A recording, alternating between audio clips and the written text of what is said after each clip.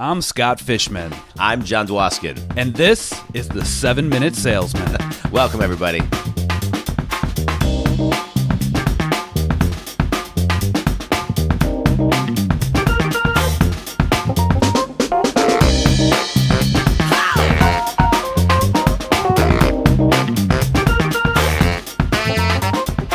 Hey, John, what's going on? Fish, how are you? Good morning.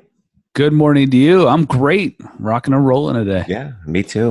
I'm excited to provide some great resources to all the salespeople and the dedicated listeners to the 7-Minute Sales Minute. Thanks so much to all of you. Yes, and speaking of everyone who's out there listening, John, we've got some listener questions to get to. Nice. So I always love a good question. Right. So I figured we'd hop right in this fine Sunday morning and get it rolling. Let's do it. All right. This one is from Jeff in Cleveland. He says, "Hey, John and Scott, just recently discovered the show. As a new salesperson, how can I get to a level where I appear confident, even though I'm new to this?" I mean, that's a great question and a very common question. What are some of your thoughts on that, Fish? And thanks for writing that in, Jeff. Yeah, Jeff, thanks a lot. 7-Minute community, please continue getting us these questions. We love them. We've got a couple to get to, and we want to make sure that we answer everything for people because obviously John and I could talk till we're blue in the face about all the crap we want to talk about, but really we want to know what you need and how we can help. So please keep the questions coming. Yes. So as far as appearing confident, here's what's funny. John, when you are sitting in that sales chair, here's the one thing that you have to keep in mind. You already know more than the person you're talking to. 99% of the time. There's a reason they're talking to you about your product or your service because they need it or they want it or they have interest in it. So you are the expert. Whether you are day one at your company or whether you've been there for 50 years, you are the subject matter expert already. So you should, number one, have confidence that at least I know more than the guy I'm sitting across the table from. Yeah. I think that's a great comment. And I think also sometimes to back that up, which I think Jeff will give you some confidence, is to do a lot of research, not only on the company that you're currently working with, et cetera, but what the client's needs are and really understand kind of how your services fit the needs. But also on top of that, I would say, and again, we're just kind of giving broad strokes right now, what's the why you? I think companies, when we're new, companies, our clients are buying us as well as the company. And so, I think a lot of times people forget what's my history? What have I done in business? What have I done in sales? How do I treat my clients? What's my white glove service? We've talked about a lot of this on past shows, but why you? And really sell yourself as well as selling the company. John, explain to the folks what why you is. Why you? I mean, what is the guarantee of working with you?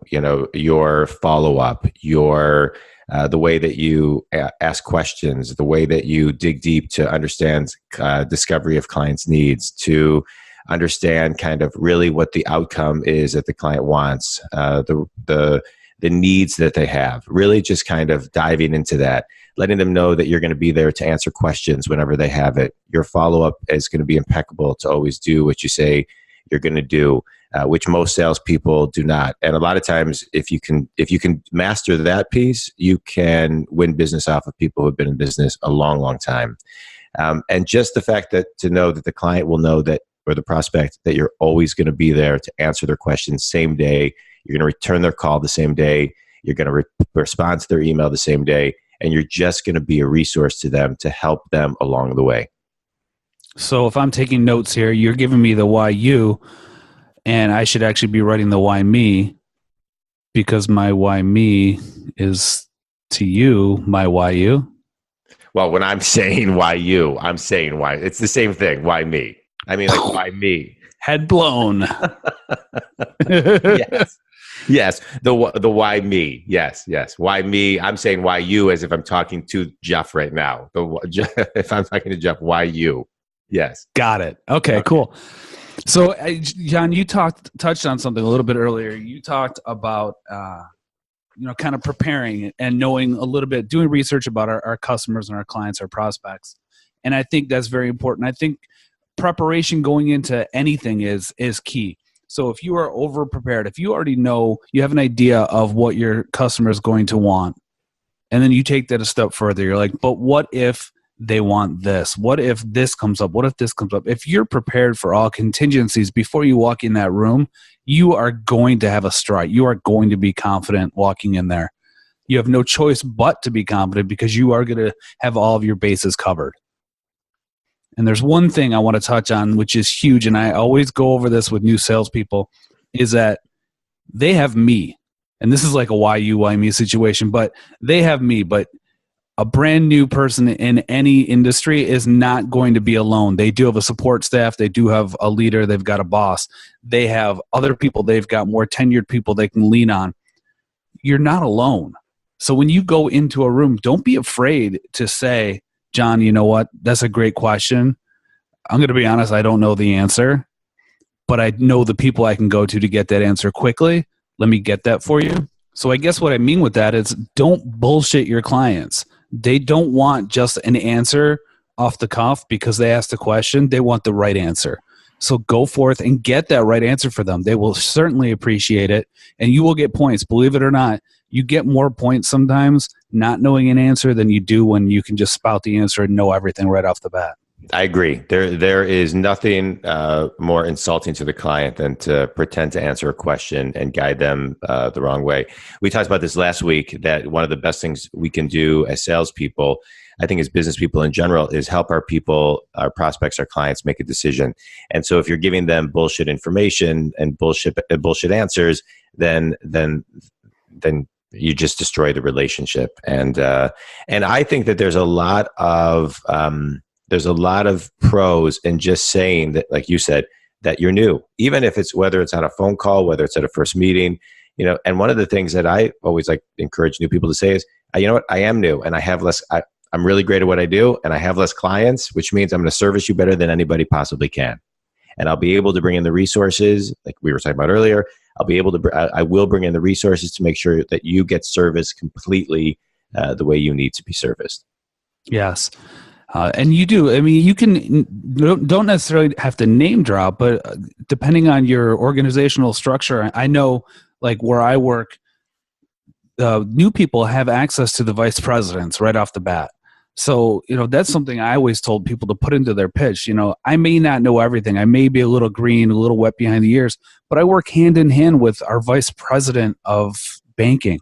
I know that I can get the answers we need. I can get the authority we need if I have to do anything. I will take care of you. I'll make sure this gets done. I'll make sure it gets done right. I think also, Fish, if one of the most important things on all of this is mindset. I think when you are new, I mean, it's kind of I think the umbrella of a lot of things that we're talking about right now, but the mindset that you are great at what you do, the mindset that you are hungry and you're going to grow, the mindset that you know you're going to be able to service clients and that these clients need you. And if you have the mindset that you're going to be successful, if you have the mindset that you are worthy and own that you're going to just be, you know, hungry and evolve your business and grow it, and just have the mindset that these people need to know you and you need to know them, not arrogantly, but just a very strong mindset of ownership, I think that's a huge difference. Yes. And John, you used a great word. You said need. You didn't use want, you used need, which I think is huge. You're helping them because they need help, and they're working with you because they need help. Yeah. I guess I just said that the same way. Well, yeah, but it was doubly powerful. Yeah.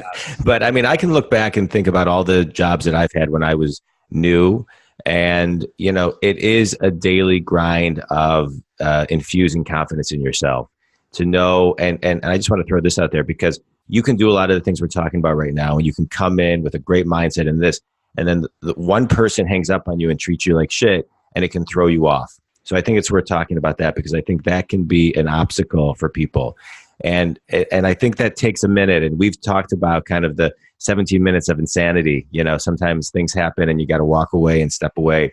But don't let all of these people that may throw you off the rails derail you. You know, kind of collect yourself and get back to center of what your mindset is. Take the ownership. Do a lot of the stuff that Fish and I have been talking about. and don't let one asshole ruin your whole day or your business. I see this all the time with new salespeople. I remember when it would happen to me, certain things just throw you off in such an extreme way. And then once you get past it, and hopefully you get it past sooner than later, you look back in hindsight and you're like, God, why did I let that one call, that one person, that one jerk really affect my business for the last month or two? Well said, Jonathan. I like it. So, Jeff, I hope that you got a lot out of this. Listeners, I hope you got a lot out of this. The 7-Minute Community, keep the questions coming. We want to make sure that we're answering the things that you need answers on, not want answers. You need answers on. We want to make sure that we get you the knowledge that you seek. I agree. Thanks, everybody. Thanks, Jeff. Fish, always great. Yeah, absolutely. Thanks for listening, everybody. Thanks, everybody, for listening. Now, no excuses. It's time to put everything you listen to into action. Stop bullshitting yourself. Stop lying to yourself. Stop listening and doing nothing with this information. Take this information, implement it into your day, kick some ass, grow your business, grow your sales, make more money, have more fun, have a better life, period. The end. What he said.